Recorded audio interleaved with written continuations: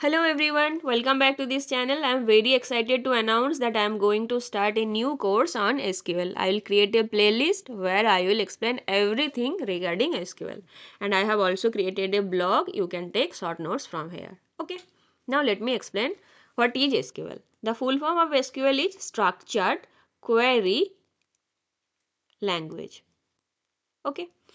Now let's imagine that you have your own company and in your company you have employees, so you have to maintain the details of their employees, right? So now you have created two tables. So employee table, and you have created one more table in which department and employee is posted. So in this table you have kept ID, name, age, address, all the personal details of the employee. And in department table you have kept ID and in which department they are posted. Okay, so you have A employee, B employee, C employee. Same here, you have details employee A, employee B. So all these details are known as data, right? And this particular thing is known as table, and the complete thing is known as database.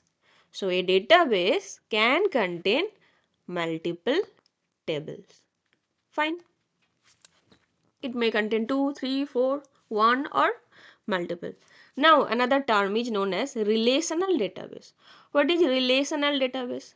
Let's say I am telling you that please give me the name and the department of any particular employee. So you have to fetch the data from employee table, the name, and from the department table. So you have to create a connection between them. How can you create the connection? You can see the ID column that is present here also, that is present here also. So you can take up that particular column and you can create a connection between them and give me the desired output, right?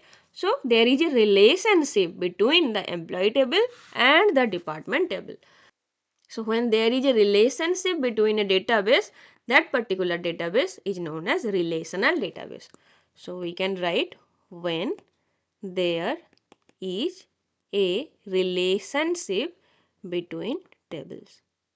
So most of the time we will work with relational database only. Okay. Otherwise, what is the benefit of having a database if there is no relationship? You may have any number of tables. So only this relationship will help you to fetch the desired output, right? Now let's say how I will instruct this database to give me any particular output. For that you need a language, right? So you are the client and you are asking some details from the database.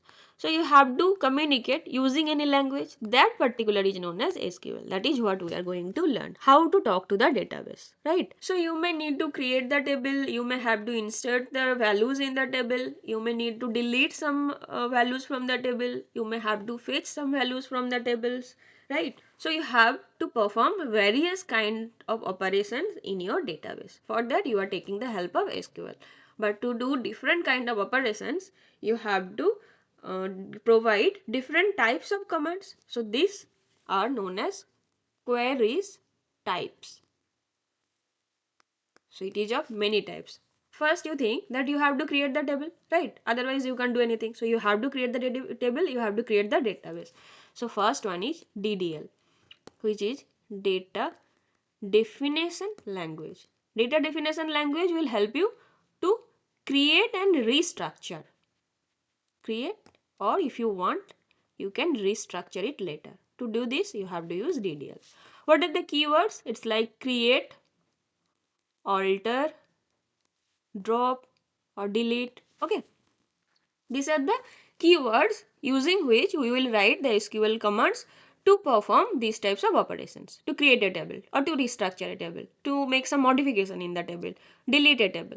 Okay. So these types of queries are known as DDL, data definition language. The next one is DML, that is data manipulation language. You have created the table, but you have to insert some values in the table, right? You have to insert the details of A employee, of B employee, of C employee. So for that you have to take help of DML. DML is to manipulate data within objects of a relational database. Okay, now it may be insertion of values, update, maybe there need some modification, or you may need to delete. Okay, so these things are done by data manipulation language. Now you have created the table, you have inserted the values in the database. Perfect. Now I want to fetch some data from the database. So for that you have to write a different kind of query which is known as DQL, data query language. This is the topic where we are going to spend most of our time. So here you have to use the select keyword to fetch something, to see the details. Okay, so that you can take some decision. This is known as data query language. Okay, this is the main focus of SQL. Now DCL. This is about data control language. Once you have created your database, you are not going to give control to anyone and everyone, right? So you may need some control over the database. So for that you can use DCL. Here you have to use grant, revoke, these things. Okay. Now the next one is data administration command. Data administration command is performing different kind of audit, or you can say that perform analysis on operations within the database. So data administration commands. Perfect. And the last one is transaction control commands.